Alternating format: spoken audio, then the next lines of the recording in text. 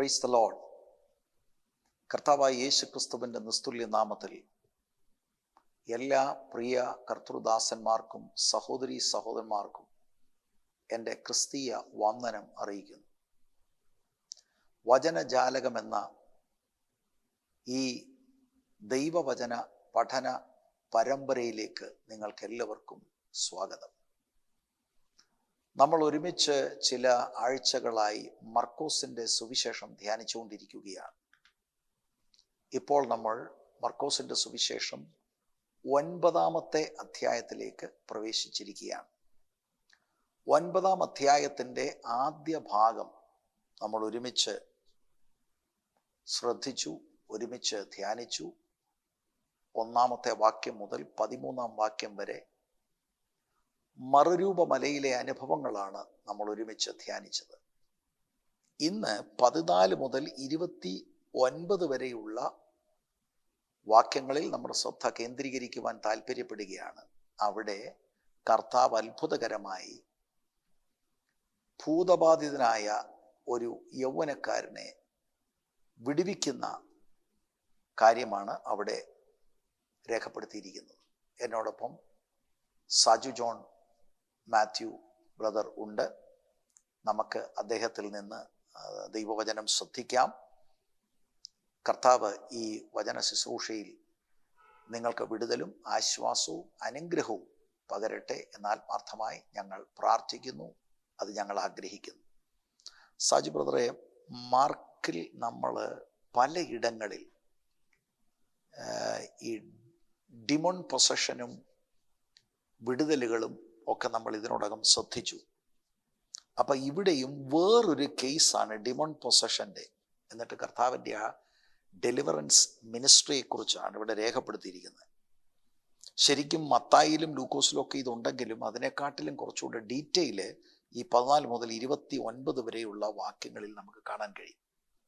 അതുപോലെ ഇവിടെ ഈ ഭൂതത്തെ വിളിക്കുന്നത് ഡെഫ് ആൻഡ് മ്യൂട്ട് സ്പിരിറ്റ് എന്ന അതിൻ്റെ 25-ാമത്തെ വാക്യത്തിൽ.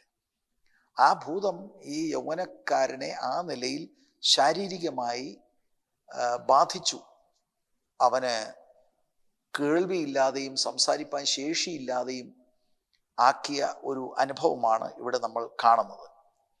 ഇപ്പം 14 മുതലുള്ള വാക്യങ്ങളിൽ ഈ മറുരൂപമലയിൽ നിന്ന് കർത്താവ് ഇറങ്ങി വരുമ്പോൾ ഉണ്ടാകുന്ന അനുഭവം, അവൻ ശിഷ്യന്മാരുടെ അടുക്കെ വന്നാറെ വലിയ പുരുഷാരം അവരെ ചുറ്റി നിൽക്കുന്നത് ശാസ്ത്രിമാർ അവരോട് തർക്കിക്കുന്നതും കണ്ടു.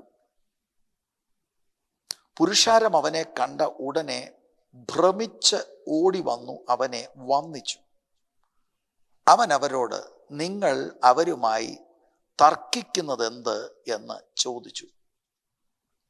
ശ്രേഷ്ഠമേറിയ അനുഭവങ്ങൾ മൗണ്ട് ഓഫ് ട്രാൻസ്ഫിഗറേഷനിൽ ഉണ്ടായി. പക്ഷേ താഴ്വരയിൽ വരുമ്പോൾ ഒരു വലിയ പ്രോബ്ലമാണ് നമ്മളിവിടെ കാണുന്നത്. അത് കർത്താവ് 3 ശിഷ്യന്മാരെ കൊണ്ടുപോകുന്നു, ബാക്കി 9 പേര് ഇവിടെയുണ്ട്. അവർക്ക് കൈകാര്യം ചെയ്യാൻ കഴിയാത്ത ഒരു പ്രശ്നമായിട്ടാണ്. അപ്പം ഇന്ന് ഈ എപ്പിസോഡിൽ ഈ ഒരു വിഷയമാണ് നമ്മൾ ഒരുമിച്ച് ചിന്തിപ്പാൻ താല്പര്യപ്പെടുന്നത്. ദൈവദാസൻ ഈ ഡിമോൺ പൊസഷൻസിനെ കുറിച്ചും കാസ്റ്റിംഗ് ഔട്ട് ഡിമൺസ് എന്നതിനെക്കുറിച്ചൊക്കെ നമ്മൾ ചില എപ്പിസോഡിലൊക്കെ സംസാരിച്ചിട്ടുണ്ടെങ്കിലും ഈ പ്രത്യേക സാഹചര്യത്തിൽ ഇവിടെ നമ്മൾ കാണുന്നത് ശിഷ്യന്മാർക്ക് ഇത് ഹാൻഡിൽ ചെയ്യാൻ കഴിയാതെ വരുന്നു. അങ്ങനെയാണ് അവിടെ ഒരു തർക്കം ഉണ്ടാകുന്നത്. അപ്പം ഇതിനെക്കുറിച്ച് ഒന്ന് പറയാമോ?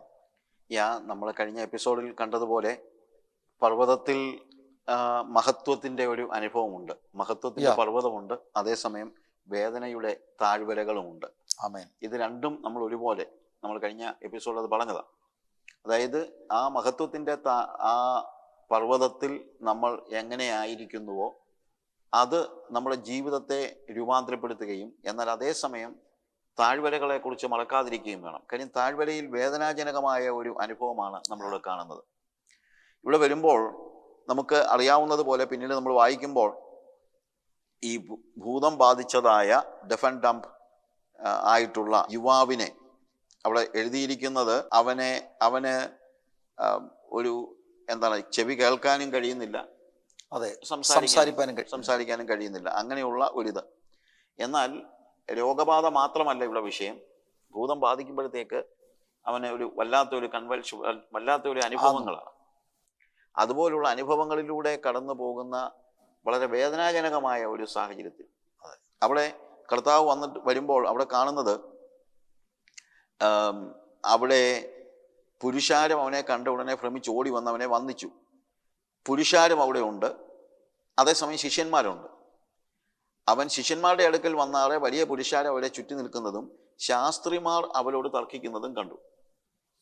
അപ്പൊ ശാസ്ത്രിമാരും ശിഷ്യന്മാരും തമ്മിൽ ഒരു തർക്കം ഉണ്ടാകുന്നുണ്ട്. കാരണം അവരിത് മുതലെടുത്തു. അതാണ് ഇതിനകത്തൊരു വിഷയം. പവർലെസ് ആയിട്ട് നിൽക്കുമ്പോൾ അവര് തക്കം നോക്കി ഈ വിഷയം അവര് എടുത്ത്, ഇൻഫാക്റ്റ് ശിഷ്യന്മാർ അവരുടെ പവർലെസ്നെസ്സിൽ ഒരുപക്ഷെങ്കിൽ അഷെയിംഡായി പോയി അനുഭവങ്ങൾ കണ്ടേക്കാം. അത് മുതലെടുത്ത് ഈ ശാസ്ത്രിമാർ അവരോട് ആർഗ്യൂ ചെയ്യുന്നതായിട്ടാണ് നമ്മൾ കാണുന്നത്. അപ്പോൾ ഇവിടുത്തെ ഈ പാസ്റ്റർ പറഞ്ഞത് വളരെ കറക്റ്റാണ്. അതായത് ഇപ്പോഴും ഇങ്ങനെയൊക്കെ സംഭവിക്കാൻ ചാൻസ് ഉണ്ട്. കാര്യം ഏതെങ്കിലും ഒരു രോഗിയുമായിട്ട് ഒരാൾ വന്നു കഴിഞ്ഞവനെ ഇപ്പൊ സൗഖ്യമാക്ക് എന്ന് പറയുമ്പോൾ പ്രാർത്ഥിച്ചിട്ട് സൗഖ്യമായില്ലെങ്കിൽ ഇത് അടച്ചു പറയും, കണ്ടോ ഇതാ പറഞ്ഞത്, ഇങ്ങനെയുള്ള കാര്യങ്ങളൊന്നും ഇല്ല, രോഗസൗഖ്യം അതുപോലുള്ള കാര്യങ്ങളൊക്കെ പണ്ട് കാലത്ത് ഉണ്ടായിരുന്നു പക്ഷെ ഇപ്പൊ ഇല്ല എന്നൊക്കെ വേണമെങ്കിൽ പറഞ്ഞ് അവർക്ക് തർക്കിക്കാനായിട്ടുള്ള ഒരു സാധ്യതയുണ്ട്. എന്നാൽ പുരുഷാരം യേശുവിനെ കണ്ടു കഴിഞ്ഞപ്പോൾ, യേശു ഇല്ലാതിരുന്നപ്പോഴാണ് ഈ വലിയ തർക്കങ്ങൾക്കും വാദങ്ങൾക്കും ഒക്കെ അവർ പോയത്. യേശുവിനെ കണ്ടു കഴിഞ്ഞപ്പോൾ ഇവർക്ക് ഒരു ചെറിയൊരു സംശയമുണ്ട്, ഇവൻ വന്നു കഴിഞ്ഞാൽ ചിലപ്പോൾ സൗഖ്യമാകും. അതുകൊണ്ട് അവരുടനെ തന്നെ ഭ്രമിച്ച് ഓടി വന്ന് അവനെ വന്ദിച്ചു. അവൻ ചോദിക്കുകയാണ്, എന്താണ് നിങ്ങൾ നമസ്കരിച്ച് അല്ലെങ്കിൽ നിങ്ങൾ തമ്മിൽ തർക്കിച്ചുകൊണ്ടിരിക്കുന്നതെന്ന് ചോദിച്ചപ്പോൾ പുരുഷാരത്തിൽ ഒരുവൻ, ഗുരു, ഊമനായ ആത്മാവുള്ള എൻ്റെ മകനെ ഞാൻ നിന്റെ അടുക്കൽ കൊണ്ടുവന്നു. അത് അവനെ എവിടെ വെച്ച് പിടിച്ചാലും അവനെ തള്ളിയിടുന്നു. പിന്നെ അവൻ നുരച്ച പല്ല് കടിച്ച് വരണ്ടു പോകുന്നു. അവനെ പുറത്താക്കേണ്ടതിന് ഞാൻ നിന്റെ ശിഷ്യന്മാരോട് പറഞ്ഞിട്ട് അവർക്ക് കഴിയുന്നില്ല എന്ന് ഉത്തരം പറഞ്ഞു. നോക്കുക, ഈ ഭൂതത്തെ പുറത്താക്കാനായിട്ട് ഈ പിതാവ് ശിഷ്യന്മാരുടെ അടുക്കൽ കൊണ്ടുവന്നു, അവരോട് ആവശ്യപ്പെടുകയും ചെയ്യുന്നുണ്ട്. പക്ഷെ യേശുവിന്റെ അഭാവത്തിൽ അത് ചെയ്യാനായിട്ട് അവർക്ക് കഴിയുന്നില്ല. പക്ഷെ അതൊരു വലിയ പ്രോബ്ലമാണ് സാജി ബ്രദറെ. കാരണം നമ്മൾ മർക്കോസിന്റെ സുവിശേഷം ഇങ്ങനെ ചിന്തിച്ചു വരുമ്പോൾ 3-ാം അധ്യായത്തിന്റെ 14-15 വാക്യങ്ങളിൽ അവൻ തന്നോട് കൂടെ ഇരിപ്പാനും പ്രസംഗിക്കേണ്ടതിന് അയപ്പാനും ഭൂതങ്ങളെ പുറത്താക്കേണ്ടതിന് അധികാരമുണ്ടാകുവാനും പന്തിരിവരെ നിയമിച്ചു. അപ്പൊ അവരുടെ കമ്മീഷനിങ്ങിൽ ഈ ഒരു ശുശ്രൂഷ അവർ ചെയ്യണമെന്ന് കർത്താവ് ആഗ്രഹിക്കുന്നു. അതിനുവേണ്ടി അവരെ തെരഞ്ഞെടുത്തിരിക്കുന്നു. ഇതുപോലെ 6-ാം അധ്യായത്തിൽ നമ്മൾ കണ്ടതാണ്. അങ്ങനെ അവർ പുറപ്പെട്ട് മാനസാന്തരപ്പെടണമെന്ന് പ്രസംഗിച്ചു. വളരെ ഭൂതങ്ങളെ പുറത്താക്കുകയും അനേകം രോഗികൾക്ക് എണ്ണ തേച്ച് സൗഖ്യം വരുത്തുകയും ചെയ്തു. ഇവർ സക്സസ്ഫുൾ ആയിട്ട് ഈ മിനിസ്ട്രി ചെയ്തതാണ്. പക്ഷെ ഈ പർട്ടിക്കുലർ സമയത്ത് വരുമ്പോൾ ഈ 9-ാം അധ്യായത്തിൽ നമ്മൾ ഇത് വായിക്കുമ്പോൾ പവർലെസ് ആണ്. അവർക്കത് ഹാൻഡിൽ ചെയ്യാൻ ഒക്കുന്നില്ല. അപ്പൊ അതൊരു വലിയ പ്രോബ്ലം ആയിട്ട് അവിടെ വന്നിരിക്കുക. ശിഷ്യന്മാര് ശ്രമിച്ചു എന്നുള്ളത് ഉറപ്പാണ്. കാരണം നമുക്ക് ആ ഭാഗം വായിക്കുമ്പോൾ അത് കൃത്യമായിട്ട് നമുക്ക് മനസ്സിലാക്കാൻ കഴിയും. പക്ഷെ വാട്ട് ഈസ് റോങ്? കാരണം നേരത്തെ അവർ സക്സസ്ഫുൾ ആയിരുന്നു, അതിനു വേണ്ടിയാണ് അവരെ ശുശ്രൂഷയ്ക്ക് നിയമിച്ചിരിക്കുന്നത്. പക്ഷെ കർത്താവ് മറുരൂപ മലയിലേക്ക് പോയ ആ സമയത്ത് ഉണ്ടായ ഈ സംഭവം അവർക്ക് ഹാൻഡിൽ ചെയ്യാൻ കഴിയാതെ വരുന്നു. That's a problem. തീർച്ചയായിട്ടും. അതുകൊണ്ട് പക്ഷെ കർത്താവ് ശരിക്കും പറഞ്ഞു കഴിഞ്ഞാൽ കർത്താവിന് ഭയങ്കര സങ്കടമായിപ്പോയി. അതെ, കാരണം 19-ാം വാക്യത്തിൽ അവൻ അവരോട് അവിശ്വാസമുള്ള തലമുറയെ, വേദനയോടാണ് അത് പറയുന്നത്. അല്ലാതെ അത് ദേഷ്യപ്പെട്ട് പറയുന്നതല്ല. കാരണം ഇത്രയും അവര് എന്തുകൊണ്ടാണ് ഇവർക്ക് അത് കണ്ടിന്യൂ ചെയ്യാൻ കഴിയാതിരുന്നത്? കാര്യം ഇവരൊരിക്കൽ ചെയ്തതാണല്ലോ, അതുപോലുള്ള കാര്യങ്ങൾ ചെയ്തുകൊണ്ടിരുന്നതാണ്. നമുക്ക് ഒരു കാര്യം ഇതിനകത്ത് മനസ്സിലാക്കാൻ പറ്റുന്നത്, നമ്മളെ ദൈവം ഫലമേൽപ്പിച്ച ശുശ്രൂഷ നമ്മൾ ചെയ്യുന്നതിൽ പരാജയപ്പെട്ടാൽ അതിനകത്ത് തീർച്ചയായിട്ടും കർത്താവിനൊരു വേദനയുണ്ട് എന്നുള്ളത് സംശയമില്ലാത്ത കാര്യമാണ്. അപ്പോൾ കർത്താവ് പറയണം, അവനെ എൻ്റെ അടുക്കൽ കൊണ്ടുവരുവിൻ. അവനെ യേശുവിൻ്റെ അടുക്കൽ കൊണ്ടുവരുമ്പോഴത്തേക്ക് ഇതതിൻ്റെ ഫുൾ സ്വിങ്ങിൽ വരികയാണ്. അവനെ കണ്ട ഉടനെ ആത്മാവ് അവനെ ഇഴച്ചു, അവൻ നിലത്ത് വീണു, നുരച്ചു, ഉരുണ്ടു. ഇവന് ഇത് സംഭവിച്ചിട്ട് എത്ര കാലമെന്ന് ചോദിക്കുമ്പോൾ അവൻ ചെറുപ്പം മുതലേ ഇങ്ങനെയാണെന്നാണ് പറയുന്നത്. ചെറുപ്പത്തിൽ തന്നെ അതവനെ നശിപ്പിക്കേണ്ടതിന് പലപ്പോഴും തീയിലും വെള്ളത്തിലും തള്ളിയിട്ടിട്ടുണ്ട്. അപ്പോ എത്ര ഈ കൊല്ലുവാൻ വേണ്ടി ഇത് ദൈവമക്കൾ അറിയണം. ഈ പൈശാചിക പൊസഷൻസ്, പിശാചിന്റെ ലക്ഷ്യമെന്ന് പറയുന്നത് അറുക്കുക, മുടിക്കുക, കൊല്ലുക എന്നുള്ളതാണ്. അപ്പൊ ഡിസ്ട്രക്ഷനാണ് അവിടെ. കർത്താവ് വന്നത് ജീവൻ ഉണ്ടാകുവാൻ, സമൃദ്ധിയായ ജീവൻ ഉണ്ടാകാൻ. പക്ഷേ അതിന് നേരെ ഓപ്പോസിറ്റാണ്. പൈശാചിക ശക്തികളുടെ വ്യാപാരത്തിൽ ഡിസ്ട്രക്ഷനാണ്. ഇവിടെ അതിൻ്റെ വളരെ ഉത്തമമായ ഒരു ഉദാഹരണമാണ് നമുക്ക് കാണാൻ കഴിയും. ഇവിടെ ഈ അപ്പൻ പറയുന്നത്, നിന്നാൽ വല്ലതും കഴിയുമെങ്കിൽ മനസ്സലിഞ്ഞ് ഞങ്ങളെ സഹായിക്കണമെന്ന്. അതെനിക്ക് തോന്നുന്നു ശിഷ്യന്മാര് നിസ്സഹായരായി നിൽക്കുന്നത് അപ്പൻ മനസ്സിലാക്കി. അപ്പന്റെ ഫെയ്ത്ത് പോലും ഷെയ്ക്കണായി പോയി. അതായിരിക്കാം അങ്ങനെ നിന്നാൽ കഴിയുമെങ്കിൽ. പക്ഷെ കർത്താവ് ആ വാക്ക് പിടിച്ചു. അതാണ് നമുക്ക് ഇഫ് യു ക്യാൻ എന്നുള്ള ആ വാക്കിലാണ് കർത്താവ് പിടിച്ചത്. അപ്പം ഇതുവരെ ഒരുപക്ഷെങ്കിൽ ശിഷ്യന്മാരുടെ ഫെയ്ത്ത് ഇല്ലായ്മ കൊണ്ടോ, പ്രാർത്ഥനാ കുറവുകൊണ്ടോ, ഉപവാസക്കുറവുകൊണ്ടോ വല്ലോ ആയിരിക്കാം ഇത് സംഭവിച്ചത്. പിന്നീട് നമുക്കത് ശ്രദ്ധിക്കാം.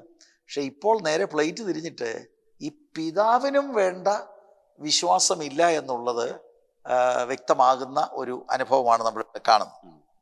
അതുകൊണ്ടാണ് അവിടെ ചോദിക്കുന്നത്, നിന്നാൽ കഴിയുമെങ്കിൽ എന്നോ, വിശ്വസിക്കുന്നതിന് സകലവും കഴിയും എന്ന് പറഞ്ഞു.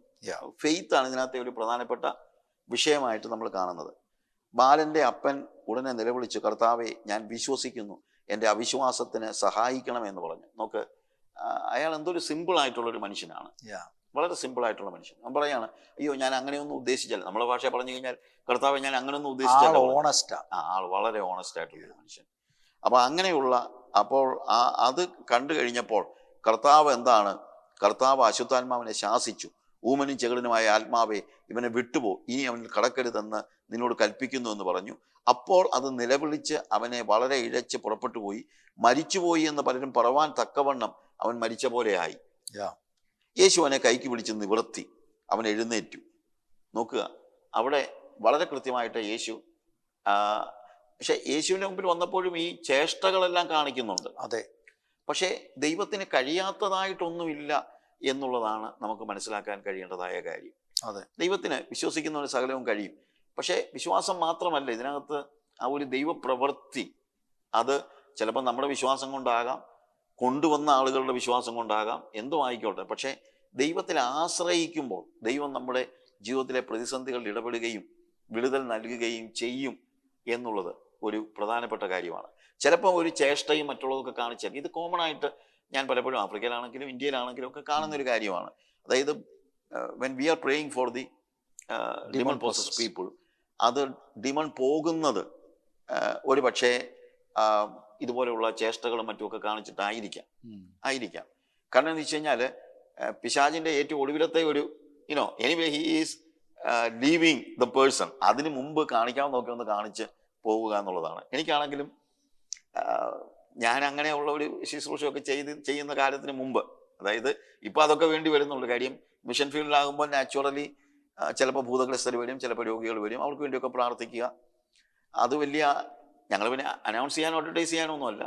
അവരുടെ പ്രതിസന്ധിയിൽ അവർ കഷ്ടം അനുഭവിക്കുന്നത് കാണുമ്പോഴുള്ള മനസ്സലിവിൽ നിന്ന് നമ്മൾ പ്രാർത്ഥിക്കുന്നു.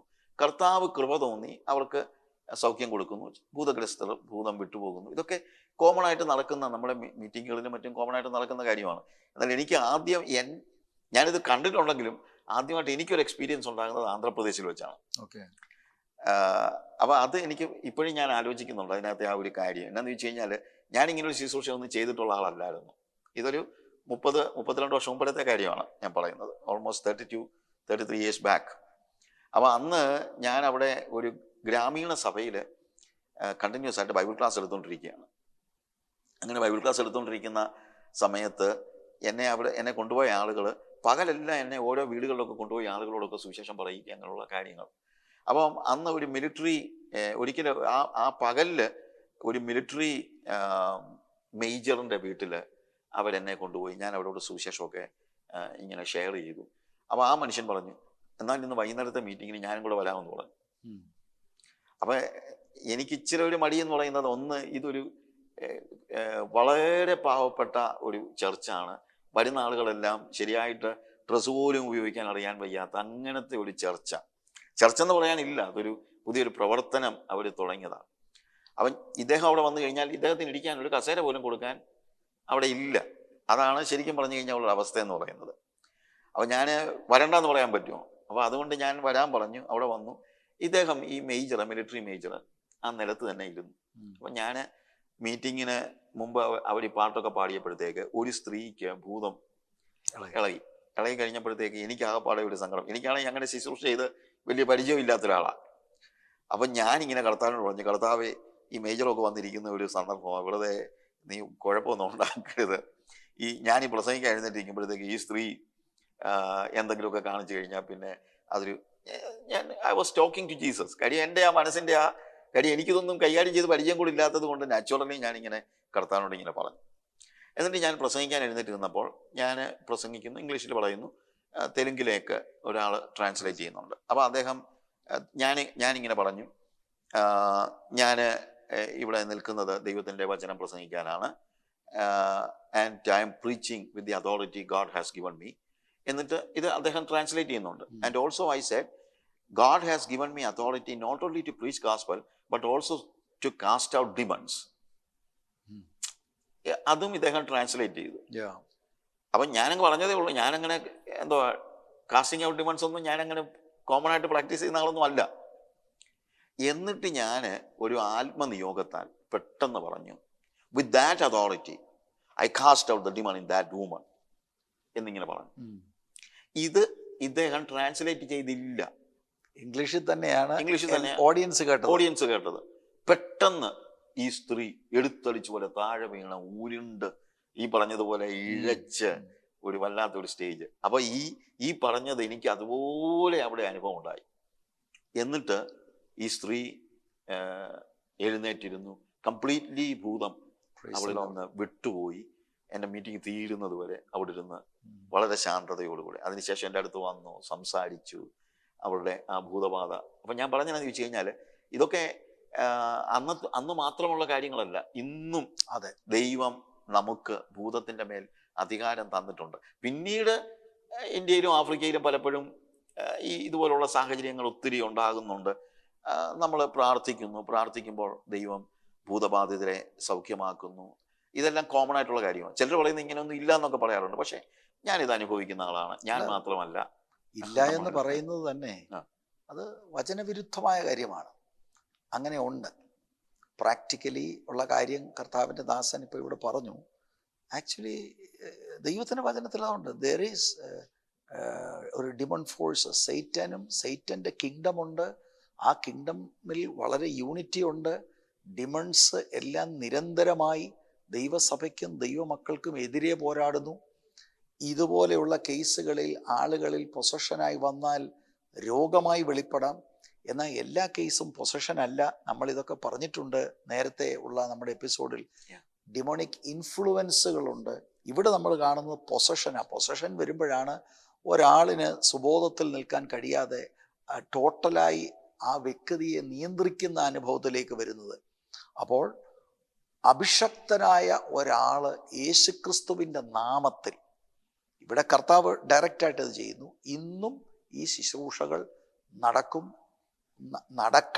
ന്യൂ ടെസ്റ്റ്മെന്റ് മിനിസ്ട്രിയുടെ ഒരു പ്രധാനപ്പെട്ട ഭാഗമാണിത് എന്നതാണ് തിരുവെഴുത്തിൽ നിന്ന് ഞാൻ മനസ്സിലാക്കുന്നത്. പക്ഷെ ഇവിടുത്തെ ഒരു പ്രധാനപ്പെട്ട പ്രോബ്ലം ദൈവമക്കൾ ഒന്ന് ശ്രദ്ധിച്ചാൽ നല്ലതായിരിക്കും. ഇവരെ കർത്താവ് കമ്മീഷൻ ചെയ്തു. ഇവർ സക്സസ്ഫുൾ ആയിട്ടൊരു കാലഘട്ടത്തിൽ ഭൂതങ്ങളെ പുറത്താക്കിയിട്ടുണ്ട്. എന്നാൽ ഈ പർട്ടിക്കുലർ ആയിട്ടുള്ള സാഹചര്യം വന്നപ്പോൾ അവർക്കത് കൈകാര്യം ചെയ്യാൻ കഴിയാത്ത ഒരു സാഹചര്യമാണ് നമ്മൾ കാണുന്നത്. ഇപ്പം ഇതിനോടുള്ള ബന്ധത്തിൽ 28-ാം വാക്യത്തിലേക്ക് വരുമ്പോൾ, വീട്ടിൽ വന്ന ശേഷം ശിഷ്യന്മാർ സ്വകാര്യമായി അവനോട്, ഞങ്ങൾക്കതിനെ പുറത്താക്കുവാൻ കഴിയാഞ്ഞത് എന്ത് എന്ന് ചോദിച്ചു. പ്രൈവറ്റായിട്ട് കർത്താവിനോട് ചോദിക്കുക. പല വേദഭാഗങ്ങളിൽ 7-ാം അധ്യായത്തിൻ്റെ 17-ാം വാക്യം, 9-ാം അധ്യായത്തിൻ്റെ 39-ാം വാക്യം, അത് 9-ന്റെ 33, 10-ന്റെ 10, ഇവിടെയെല്ലാം മർക്കോസ് പ്രത്യേകം യേശു ഈ വീട്ടിലേക്ക് വിഡ്രോ ചെയ്യുന്നതും ശിഷ്യന്മാരെ വ്യക്തിപരമായി പ്രൈവറ്റായിട്ട് ഇൻസ്ട്രക്റ്റ് ചെയ്യുന്നതുമായിട്ടുള്ള കാര്യങ്ങൾ രേഖപ്പെടുത്തിയിട്ടുണ്ട്. അപ്പം ഈ ശിഷ്യന്മാരുടെ ചോദ്യത്തിന് മറുപടിയായി 29-ാം വാക്യത്തിൽ കർത്താവ് പറയുന്നതാണ്, പ്രാർത്ഥനയാലല്ലാതെ ഈ ജാതി ഒന്നിനാലും പുറപ്പെട്ടു പോകുകയില്ല എന്ന് അവൻ പറഞ്ഞു. ചിലയിടങ്ങളിൽ പ്രാർത്ഥനയാലും ഉപവാസത്താലും അല്ലാതെ എന്ന് രേഖപ്പെടുത്തിയിട്ടുണ്ട്. അപ്പോൾ വാട്ട് ഈസ് ദ പ്രോബ്ലം? കർത്താവ് മറുരൂപമലയിൽ പോയി കഴിഞ്ഞ് ഈ താഴ്വരയിൽ ആയിരുന്ന 9 ശിഷ്യന്മാർക്ക് സംഭവം അവിടെ ഒരു ലാഗിങ് വന്നതായിട്ട് ചിന്തിക്കുന്നതിൽ തെറ്റുണ്ടോ സാജു ബ്രദറെ? കാരണം അവര് ആ സ്പിരിച്വലായിട്ടുള്ള അവരുടെ അനുഭവങ്ങളിൽ നിന്ന് കർത്താവുമായിട്ടുള്ള ആ താൽക്കാലികമായിട്ടാണെങ്കിലും കർത്താവ് അവരെ വിട്ട 3 ശിഷ്യന്മാരുമായിട്ട് മറുരൂപമലയിൽ പോയി. ഇവര് ആ പ്രയറോ കർത്താവുമായിട്ടുള്ള ആ സ്ട്രോങ് ബന്ധമോ എന്താ അതിന് പറയേണ്ടത്? അതുകൊണ്ടാവാം ഒരു പക്ഷെങ്കിൽ ഇവിടെ ഒരു പവർലെസ്നെസ് അനുഭവപ്പെടുന്നത്. അങ്ങനെയാണെങ്കിൽ ഇന്നത്തെ ചർച്ചിനും ഞാൻ എപ്പോഴും ഓർക്കും, ഈ പവർലെസ്നെസ് അനുഭവപ്പെടുന്നത് they are not plugged in to the source of power എന്നതാണ് നമ്മൾ മനസ്സിലാക്കേണ്ടത്. ഇന്ന് പല കാര്യങ്ങൾക്കും വിടുതലില്ലാതെ ഇരിക്കുന്ന ധാരാളം അനുഭവങ്ങളാണ് നമ്മൾ കണ്ടുവരുന്നത്. ഈ അടുത്ത കാലത്ത് ഇത് നടക്കുന്നുണ്ടെങ്കിലും പണ്ടത്തെ ഇൻറ്റൻസിറ്റിയോടുകൂടി നടക്കാത്തതിൻ്റെ കാര്യം ഇവർക്ക് പറ്റിയതുപോലെ ഒരു പവർലെസ്നെസ് അനുഭവമാണോ എന്ന് ഞാൻ ചിന്തിച്ചു പോവുകയാണ്. അല്ല, അത് പാസ്റ്റർ പറഞ്ഞത് കറക്റ്റാണ്. കാര്യം 3 ശിഷ്യന്മാരുമായിട്ട് മറുരൂപമലയിലേക്ക് കയറിപ്പോയ യേശു ശിഷ്യന്മാരുടെ കൂടെ ഉണ്ട്. അത് തന്നെയല്ല, അവർക്കുള്ള സെലസ്റ്റിയൽ എക്സ്പീരിയൻസ് അവർക്കുണ്ട്. അതെ, എല്ലാ കാര്യങ്ങളിലും ആ 3 പേര് മാറി നിൽക്കുന്നുണ്ട്. അതായത് അവർ they were with Jesus that time. പക്ഷേ അങ്ങനെ ഒരു മറുരൂപമലയുടെ അനുഭവം ഉണ്ടായില്ലെങ്കിൽ പോലും ദൈവസാന്നിധ്യവും ദൈവകൃപയും അത് നമുക്കുണ്ടാകുന്നത്. ആ ദൈവസാന്നിധ്യവും ദൈവകൃപയും ഒക്കെ ആണല്ലോ നമുക്ക് ആവശ്യം. ഇപ്പോൾ വിശ്വസിക്കുന്നവന് സകലവും സാധ്യം എന്ന് പറയുമ്പോൾ വിശ്വാസത്തിന്റെ അഭാവമാണ് ഇത് കഴിയാണ്. തന്നെയല്ല, വിശ്വാസവും പ്രയറുമായിട്ട് ഒരു കണക്ഷൻ ഉണ്ട്, തീർച്ചയായിട്ടും ഉണ്ട്. അതായത് കർത്താവ് പറയുന്നത്, ഞങ്ങൾക്ക് എന്തുകൊണ്ട് ഇതിനെ പുറത്താക്കാൻ കഴിഞ്ഞില്ല? നിങ്ങൾക്കത് കഴിയണമെങ്കിൽ ഒരു കാര്യമേ പറ്റുള്ളൂ, നിങ്ങളുടെ ടോട്ടൽ ആശ്രയം, അത് ടോട്ടൽ ഡിപ്പെൻഡൻസ്. അതായത് ഒരു പക്ഷേ ഇവരുടെ പഴയ എക്സ്പീരിയൻസിൽ ഡിപ്പെൻഡ് ചെയ്ത് കാണും. അതൊരു കാര്യമായ ചിന്തയാണ്. കാരണം അപ്പൊ നമ്മൾ ഇതിനകത്തൊന്ന് പഠിക്കേണ്ട ഇതാണ്, കമ്മീഷൻ കിട്ടി, അതോറിറ്റി കിട്ടി, ഒരിക്കൽ സക്സസ്ഫുൾ ആണെങ്കിലും don't take it for granted.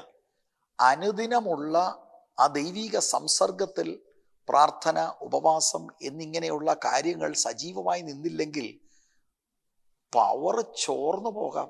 അതെ, അത് നമ്മളെ എല്ലാം ഓർപ്പിക്കുന്ന ഒരു പ്രധാനപ്പെട്ട കാര്യമാണ്. നമ്മൾ എത്രത്തോളം ഈ ദൈവ കൃപയിൽ നിലനിൽക്കുവാനും ആ പ്രാർത്ഥനയിൽ സമയം ചെലവഴിക്കുവാനും ആ ദൈവ സാന്നിധ്യം നിരന്തരമായിട്ട് അനുഭവിക്കുവാനും എത്രയധികം ആവശ്യമാണ് എന്നുള്ളത് നമ്മൾ ഒന്ന് അത്യാവശ്യമായിട്ടും ചിന്തിക്കേണ്ടതായ കാര്യമാണ്. കർത്താവ് പറയാണ്, പ്രാർത്ഥനയാൽ അല്ലാതെ അഥവാ പ്രാർത്ഥനയാലും ഉപവാസത്താലും അല്ലാതെ ഈ ജാതി ഒന്നിനും പുറപ്പെട്ടു പോകയില്ല എന്ന് വെച്ച് കഴിഞ്ഞാൽ, പ്രാർത്ഥിക്കുമ്പോൾ മാറും എന്നുള്ളത് മാത്രമല്ല, പ്രാർത്ഥനയിൽ മാത്രമേ നമുക്ക് ഫെയ്ത്ത് വർദ്ധിച്ചു വരത്തുള്ളൂ. ആമേൻ. കാര്യം ഫെയ്ത്ത് എന്ന് പറയുന്നത് ആശ്രയമാണ്. അതെ, ആശ്രയം ഉണ്ടാകണമെങ്കിൽ, അതായത് പൂർണ്ണമായും ദൈവത്തിൽ ആശ്രയം ഉണ്ടാകണമെങ്കിൽ വേറെ ഒന്നിലും ആശ്രയം ഉണ്ടാകാതിരിക്കണം. പല കാര്യങ്ങളിൽ ഒരുമിച്ച് ആശ്രയിക്കാനായിട്ട് കഴിയത്തില്ല. അതെ, അതൊരു പ്രധാനപ്പെട്ട ഇഷ്യൂ ആണ്. അപ്പോൾ അതുകൊണ്ട് പലപ്പോഴും ഉണ്ടാകുന്ന പ്രശ്നം, നമ്മുടെ ശുശ്രൂഷയിൽ തന്നെ നമ്മൾ ആശ്രയിക്കുകയോ നമ്മൾ പറഞ്ഞതുപോലെ നമ്മുടെ കഴിഞ്ഞകാല സക്സസ് സ്റ്റോറീസിൽ നമ്മൾ ആശ്രയിക്കുകയൊക്കെ ചെയ്യുകയാണെങ്കിൽ, ശുശ്രൂഷകരും എപ്പോഴും ഓർക്കേണ്ടതായ ഒരു പ്രധാനപ്പെട്ട കാര്യമായിട്ട് തന്നെ ഞാനിത് മനസ്സിലാക്കുന്നു. ഒരിക്കൽ കർത്താവ് നമ്മളെ ഉപയോഗിച്ചതാണ്. അതൊക്കെ ശരിയാണ്. കാര്യം അന്ന് നമ്മൾ ടോട്ടലി കർത്താവിൽ ഡിപ്പെൻഡ് ചെയ്തിരുന്നു.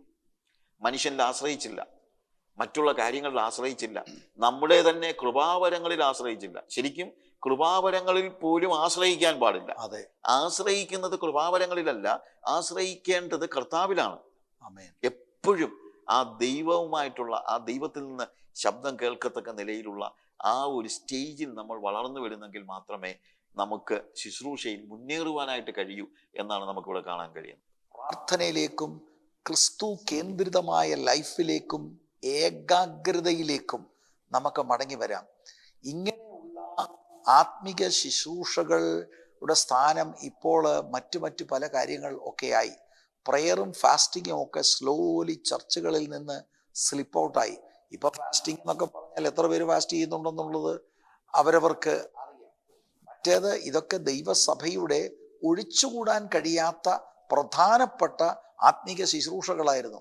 Fasting and prayer, depending on God, ദൈവത്തിന്റെ ആലോചന ശ്രദ്ധിക്കുക, ദൈവാത്മാവിൽ നടത്തപ്പെടുന്ന ഫാസ്റ്റിംഗ് ഒരു റുട്ടീനോ അല്ലെങ്കിൽ കൈൻഡ് ഓഫ് എന്താണ് ഇന്നിപ്പോ ഫാസ്റ്റിംഗ് എല്ലാവരും ഫാസ്റ്റിംഗ് ആണെന്ന് പറഞ്ഞായിരുന്നു, സഭയെ പറഞ്ഞായിരുന്നു, അങ്ങനെയൊക്കെ ഉള്ളതല്ലാതെ ആ ഹൃദയത്തിന്റെ ആഴത്തിൽ നിന്ന് എപ്പോഴാണ് നമ്മൾ ഫാസ്റ്റ് ചെയ്യേണ്ടത്? ഫാസ്റ്റിങ്ങിനെ കുറിച്ച് നമ്മൾ ഒത്തിരി ക്ലാസ് എടുത്തിട്ടുണ്ട്.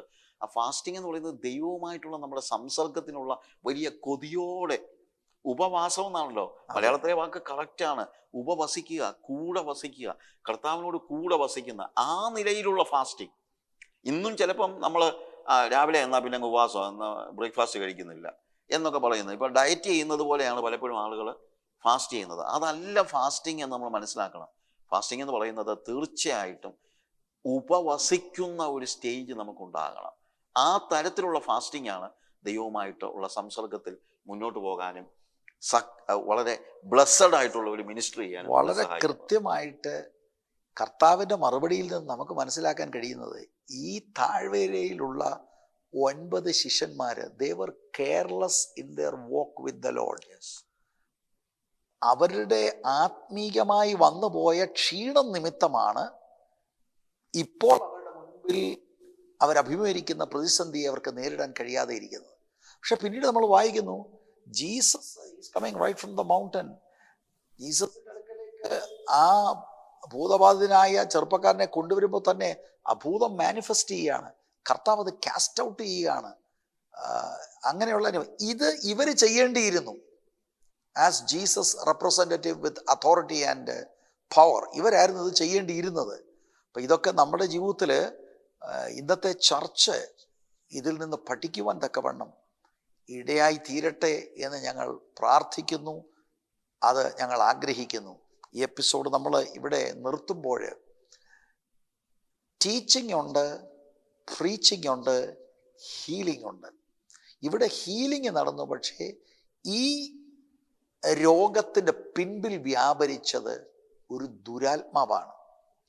എല്ലാ രോഗവും ദുരാത്മാവ് നിമിത്തമാണ് എന്നതല്ല ഞാൻ പറഞ്ഞത്. ചിലത് ദുരാത്മാക്കൾ നിമിത്തമാണ്. ആ ദുരാത്മാവ് ശാസിക്കപ്പെട്ട് അത് വിട്ടുപോയാൽ രോഗം സൗഖ്യമായി. അവൻ മരിച്ചവനെ പോലെയായി. കർത്താവ് അവൻ്റെ കരം പിടിച്ച് അവനെ എഴുന്നേൽപ്പിക്കുക. എൻ്റെ ശ്രദ്ധ മർക്കോസിൻ്റെ സുവിശേഷം 1-ാം അധ്യായത്തിൽ പത്രോസിൻ്റെ അമ്മായിയമ്മ തീവ്രമായ അസുഖ നിമിത്തം കിടക്കയിലായിരുന്നു. കർത്താവ് സൗഖ്യമായി കഴിഞ്ഞ് കർത്താവ് എഴുന്നേൽപ്പിച്ചതുപോലെ തന്നെയുള്ള അനുഭവമാണ് നമ്മൾ കാണുന്നത്. നമ്മുടെ എല്ലാ മിനിസ്ട്രിയിലും ഒരു ദൈവപ്രവൃത്തി ഉണ്ടാകട്ടെ. പ്രാർത്ഥനയിലും ഉപവാസത്തിലും ഉറ്റിരിപ്പാൻ തക്കവണ്ണം നമുക്ക് നമ്മുടെ എല്ലാവരുടെയും ജീവിതത്തിൽ ഒരു മടങ്ങിവരവുണ്ടാകട്ടെ എന്ന ചിന്തയോടെ എപ്പിസോഡ് നിർത്തുന്നു. കർത്താവ് എല്ലാവരെയും ധാരാളമായി അനുഗ്രഹിക്കട്ടെ.